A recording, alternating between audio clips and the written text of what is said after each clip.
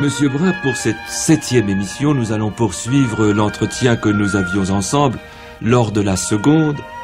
Et nous avons, d'un commun accord, décidé d'appeler cette émission « La foule, l'opinion, la presse ». Nous allons surtout parler de l'affaire du Corsaire.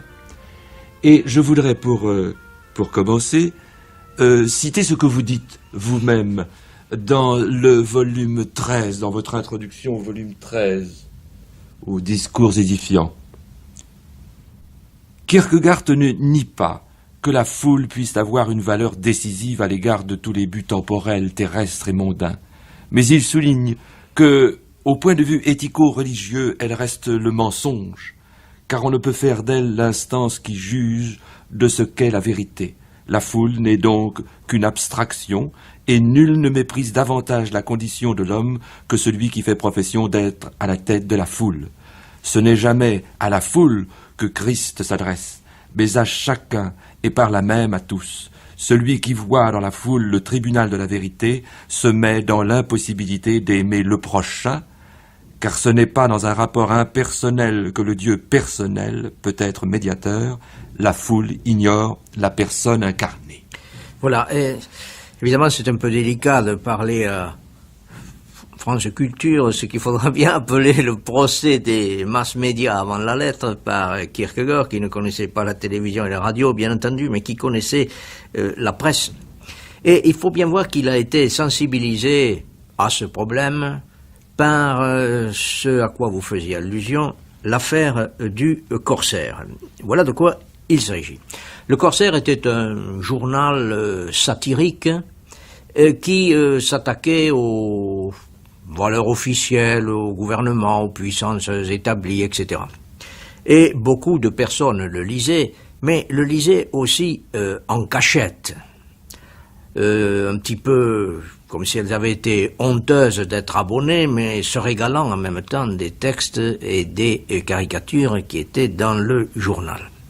Et à ce Corsaire collaborait Peter Ludwig Müller, qui avait été un compagnon de jeunesse de Kierkegaard lorsque, étudiant ensemble, ils avaient bamboché. Il est probable même que Müller avait entraîné Kierkegaard dans sa jeunesse dans une maison de prostitution. C'était un esthète sur lequel courait tout un tas de légendes, toutes plus vraies les unes que les autres. Et entre autres, on disait qu'il avait vendu le squelette d'une de ses maîtresses à un laboratoire d'anatomie. Bref, il apparaissait comme l'esthète sans scrupules.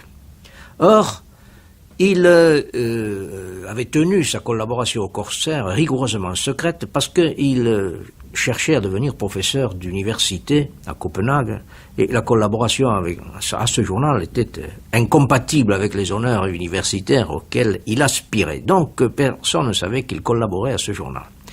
Or, voici qu'un jour, pour gagner les bonnes grâces des professeurs dont dépendait sa future élection, il écrit un article dans une revue d'esthétique qui s'appelait Gaïa, un reportage, une visite à Sœreux. Sœreux était un collège célèbre et il avait eu des conversations avec des écrivains à la mode qu'il flattait de façon un peu inconsidérée. Et à l'occasion de cet article, il se livre à une critique de la seconde partie de l'alternative de Kierkegaard qui avait été éditée un an plus tôt, et il en tourne même en ridicule l'épisode qui s'appelle « Coupable, non coupable », et il se livre même à un pastiche de Kierkegaard. Alors Kierkegaard, évidemment piqué au vif, répond dans un autre journal qui s'appelait Fredelandet, c'est-à-dire La Patrie, et dans ce journal, il révèle la participation de Müller au Corsaire. Celui-ci, démasqué, voit ses espoirs de carrière universitaire future s'écrouler. Alors c'était la guerre. La guerre est déclarée, des articles de plus en plus virulents paraissent sur Kierkegaard, on se moque de lui, on le caricature, et Kierkegaard, qui aimait beaucoup se promener dans les rues, parler avec les petites gens, etc., se trouve brusquement dans une situation absolument invivable. Et passons sur l'épisode final, le Corsaire finit par se saborder, mais son directeur, Goldschmidt, part un an à l'étranger, puis il revient, il fonde une autre revue qu'il baptise Nord et Sud. Et là, il dit, sans aucune gêne, que l'épisode du Corsaire était un épisode dialectique, pour ainsi dire, nécessaire dans sa vie de journaliste, mais qu'il avait maintenant abandonné cela pour travailler sérieusement. Kierkegaard est outré. Il voit la puissance fantastique de la presse, et tout cela va avoir une importance décisive sur sa vie, comme son journal en témoigne. Il va tout d'abord abandonner le projet qu'il avait caressé pendant un certain temps de devenir pasteur à la campagne. Il va décider de mettre sa plume au service du christianisme. Et la seconde conséquence que cette campagne du Corsaire a pu avoir sur Kierkegaard, c'est de lui faire prendre conscience de la toute-puissance de l'opinion, cette opinion que l'on peut manœuvrer, que l'on peut manipuler et qui, grâce à la presse, devient la reine du monde. Il ne faut pas un grand art pour gagner la foule. Il suffit d'un peu de talent, d'une certaine dose de mensonge et d'un peu de connaissance des passions humaines, mais nul témoin de vérité. Et chacun de nous, toi et moi, nous devrions l'être, ne doit mêler sa voix à celle de la foule. Le témoin de la vérité est bien entendu complètement étranger à la politique, et il doit surtout veiller avec la dernière énergie à ne pas être confondu avec un politicien. Il a pour tâche, dans la crainte de Dieu, de se commettre si possible avec tous, mais toujours individuellement, de parler à chacun isolément, dans la rue et sur la place, pour disperser, ou de parler à la foule, non pour la former, mais pour que tel ou tel s'en retourne chez lui de l'Assemblée pour devenir l'individu. Cette affaire du Corsaire le ramène à cette notion d'individu. C'est pourquoi j'ai lu ce passage. Voilà, c'est pourquoi il se considère comme une espèce de martyr, n'est-ce pas, tyrannisé par la foule et par la presse. Et il cite une formule de Goethe dans Faust. Lorsque Goethe dit ceci, on a supprimé le diable et à la place, on a eu des diables. Les diables trouvent dans la presse le moyen de s'exprimer. Et il dit ceci, il est tout à fait significatif de voir que les lois interdisent aux débitants de boissons de vendre de l'alcool à des gamins. Mais rien n'interdit à des gamins de devenir rédacteurs de journaux. Et rien n'interdit non plus à des gamins d'être lecteurs de journaux, d'être rédacteurs puisqu'ils peuvent écrire sous l'anonymat. Et rien n'interdit aux journalistes de verser à boire aux écoliers par la lecture d'articles dans lesquels ils les énivrent d'idées creuses. Et nous dit-il, les journalistes commencent par préparer le terrain. Ils persuadent tout d'abord leurs lecteurs qu'ils doivent se faire une opinion. Ensuite, lorsqu'ils ont créé le besoin, eh bien, ils louent, du verbe louer, la location, n'est-ce pas? Ils louent une opinion à ses lecteurs, qui leur procure comme un article absolument indispensable, alors qu'il ne s'agit que d'une vile camelote. Si je peux ouvrir une parenthèse et parler à mon nom personnel, mais à la lumière de ce que nous dit Kierkegaard, je suis frappé de voir dans des journaux, qui ne sont absolument pas des journaux conservateurs ou réactionnaires, des formules de ce genre. On nous dit, eh bien, la semaine prochaine, Dupont ou Durand vous dira ce qu'il faut penser du livre de Z qui a été publié la semaine dernière. Ce qu'il faut penser. Et tout cela dit et écrit au nom de ce que l'on croit être un libéralisme et une sorte d'exercice du sens critique. Eh bien, Kierkegaard pense à ce qu'avait dit Schopenhauer. Et à propos de cette location d'opinion, n'est-ce pas, que l'on procure aux gens après leur en avoir donné le goût, leur en avoir fait sentir le besoin, avait amené Schopenhauer à dire que les journalistes étaient des fripiers d'opinion, c'est-à-dire qu'ils vendaient des vêtements usagés, n'est-ce pas, dont les gens se revêtaient. Et Kierkegaard fait un jeu de mots, si je puis dire, sur le mot journaliste. Dans journaliste, il y a jour. En réalité, dit-il, les journalistes ne travaillent pas dans le jour, ce sont des charretiers de la nuit, mot à mot. Il faut comprendre, les charretiers de la nuit, à l'époque de Kierkegaard, c'était les vidangeurs qui, pendant la nuit, débarrassaient la ville des ordures que l'on avait jetées sur les trottoirs. Seulement eux, dit-il, au lieu de débarrasser les hommes des ordures de la nuit, eh bien, ils apportent des ordures du jour.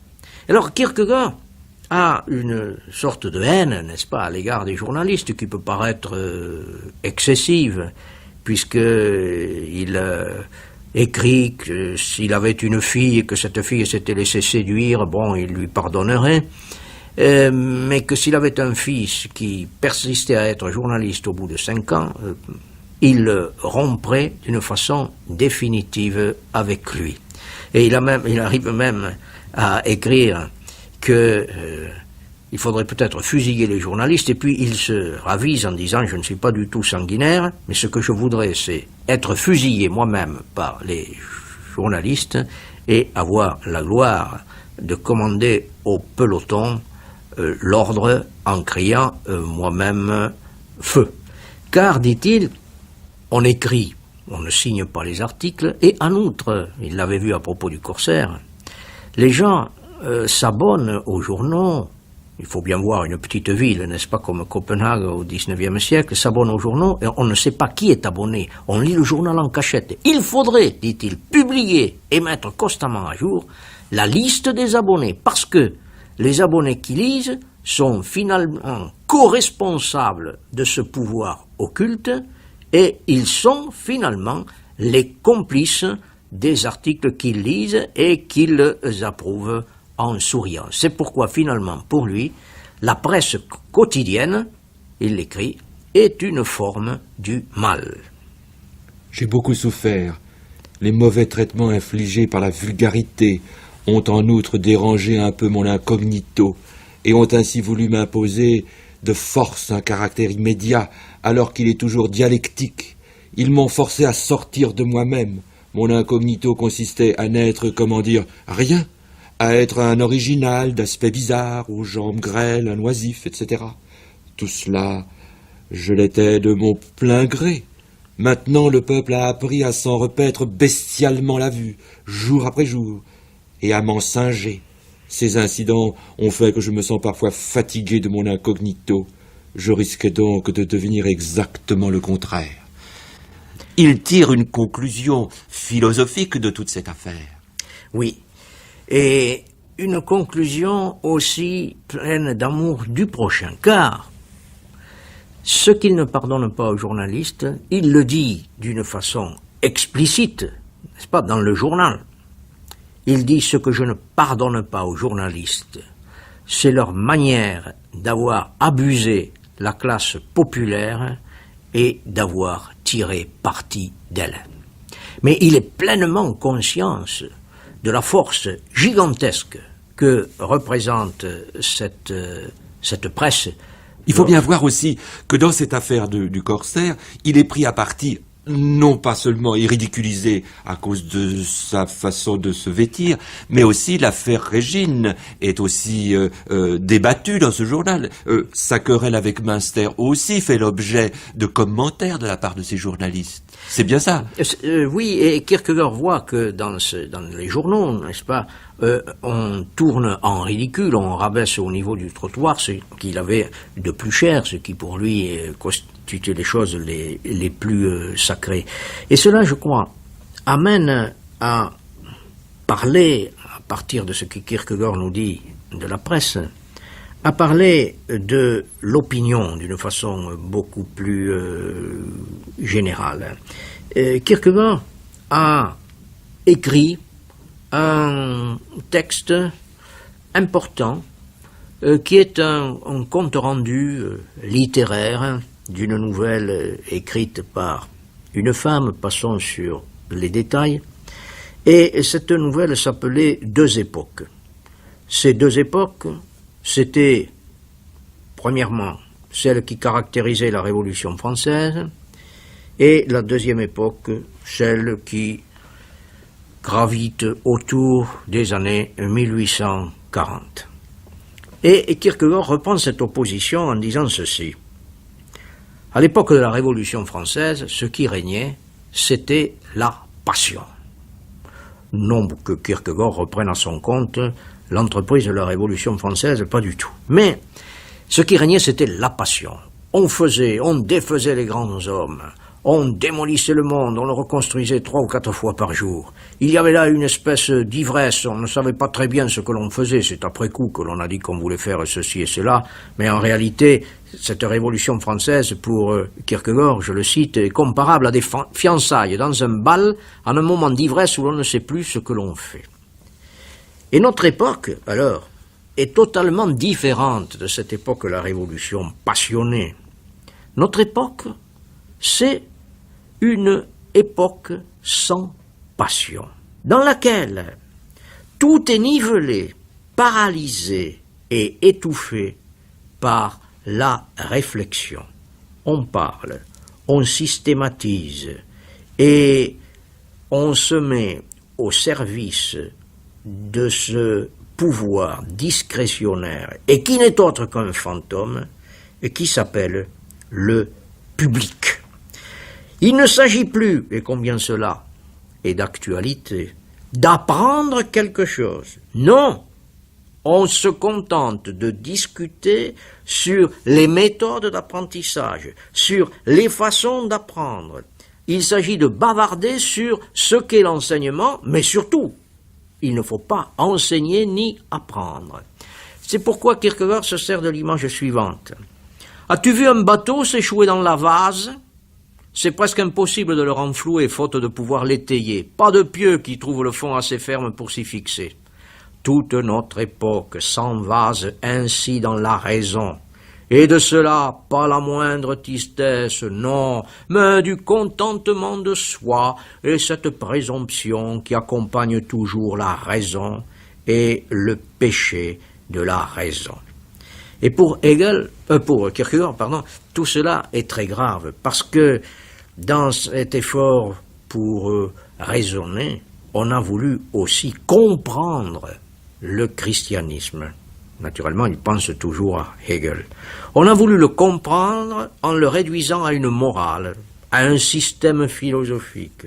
Or, pour Kierkegaard, je le cite, la tâche n'est pas de comprendre le christianisme, mais de comprendre qu'on ne peut pas le comprendre. C'est pourquoi, pour lui, la réflexion, disons, la ratiocination, ce n'est qu'un lasso qui vous enserre et qui empêche le saut passionné dans la foi. Et il compare les bâtisseurs de systèmes, et Dieu sait s'il y en a aujourd'hui, là il pensait un petit peu à Hegel, les bâtisseurs de systèmes sont comparables à des gens qui construiraient, en parole, un immense château, mais qui n'habiteraient à côté que dans une chaumière. C'est la raison pour laquelle la grande erreur pour Kierkegaard, c'est de croire que la réflexion puisse résoudre tous les problèmes, répondre à toutes les questions, et en outre, la grande erreur de notre époque, c'est de croire aussi que les réponses viennent de ce fantôme anonyme qui s'appelle le public, et j'utilise une autre expression de sa part, la rue. Honorer absolument tout homme pris isolément, c'est pratiquer la vérité, c'est craindre Dieu et aimer le prochain. Mais au point de vue éthique et religieux, voir dans la foule le tribunal de la vérité, c'est nier Dieu et se mettre dans l'impossibilité d'aimer le prochain. Et le prochain est le terme d'une vérité absolue qui exprime l'égalité humaine. Si chacun aimait en vérité son prochain comme soi-même, on aurait inconditionnellement atteint la parfaite égalité humaine, Quiconque aime le prochain en vérité exprime inconditionnellement l'égalité humaine. Tout homme qui avouant, comme je le fais, la faiblesse et l'imperfection de son effort, s'aperçoit pourtant que sa tâche consiste à aimer le prochain, reconnaît aussi en quoi consiste l'égalité humaine. Voilà qui est capital, parce que Kierkegaard dit ceci, je le cite, « Le communisme mène tout au plus à la tyrannie, à la crainte des hommes. Et c'est là précisément que commence le christianisme. Ce dont le communisme fait tant d'éclat, le christianisme le tient pour allant de soi, à savoir que tous les hommes sont égaux devant Dieu, donc par essence égaux. Mais alors, le christianisme a horreur de cette abomination qui consiste à vouloir supprimer Dieu et à y substituer la crainte de la foule des hommes, de la majorité, du peuple, du public. Il faut bien voir, encore une fois, il ne faut pas se débarrasser de Kierkegaard en lui collant une étiquette politique. Pour lui, dire que vox populi, vox dei, que la voix du peuple c'est la voix de Dieu, c'est commettre un sacrilège. Car finalement, pour le publiciste, pour l'homme politique, eh bien, la lutte d'idées de la vie publique n'est ni plus ni moins qu'une affaire de bourse, je le cite. Comme pour le cours des valeurs, de même, ici, ce qui l'occupe, c'est seulement de savoir l'opinion ayant le nombre pour elle. Il croit que le nombre est l'idée, alors que c'est le summum du manque d'idées. Et Kierkegaard dit aussi ceci, qui est toujours d'actualité, je le cite. « Jadis, quand l'existence était plus tranquille, il y avait peu de gens pouvant espérer devenir ministres. Ainsi avait-il le temps de se former pour l'être. Maintenant, cette faculté est ouverte à tous. La bousculade pour y arriver est devenue si grande qu'il faut tout un art pour parvenir à l'être, ce à quoi nos gens se forment donc, dépensent leur temps et leurs soins à cette étude, et ainsi on devient ministre, mais sans savoir autre chose. Dans sa naïveté, l'arrivée pouvait dire « Je ne me suis pas formé pour être ministre, mais pour y parvenir, et à cet égard, n'ai-je pas montré que je savais y faire ?» Si bien que Kierkegaard nous dit ceci, c'est que aujourd'hui les assemblées ressemblent à des combats de bateleurs. Il dit ceci, chacun crie « Ah bah, bravo !» Je le cite. Au fond, tout cela n'est qu'un renouvellement du plaisir des combats de bêtes, avec l'unique différence maintenant que c'est l'assemblée, le public, la foule, qui prennent sur eux d'être les bêtes. Les fauves hargneux dont les cris hostiles et le vacarme sont le danger, et cette différence est mince.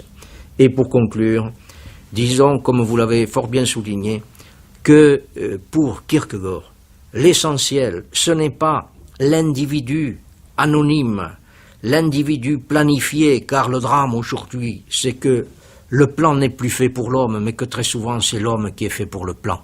De même que certains nous diront que la médecine n'est pas faite pour les malades, mais que les malades sont faits pour la médecine. Pour Kierkegaard, il ne s'agit pas de travailler à une espèce de progrès anonyme qui emporterait la masse dans un courant. Il s'agit de connaître le prochain. Or, dans notre monde, de plus en plus, on est noyé dans un château kafkaïen. On confond la promiscuité et la proximité. On ne rencontre plus personne. Et malgré le développement considérable des moyens de communication, il n'y a plus de prochains, il n'y a plus que des lointains. Et c'est contre cela que Kierkegaard s'insurge. C'est pourquoi Kierkegaard dit ceci, je le cite, « L'homme du commun est mon but. Il a toujours aimé les humbles et les petites gens, même lorsque les journalistes parvinrent à les monter contre lui. C'est pourquoi il n'a cessé de dénoncer ceux qui faisaient profession de les sauver en flattant leur faiblesse et en leur donnant la seule force du nombre qui est une pseudo-force. » Et pour Kierkegaard, il faut que nous parvenions à enraciner nos idées et nos actes dans le respect du sacré et par conséquent dans l'amour du prochain.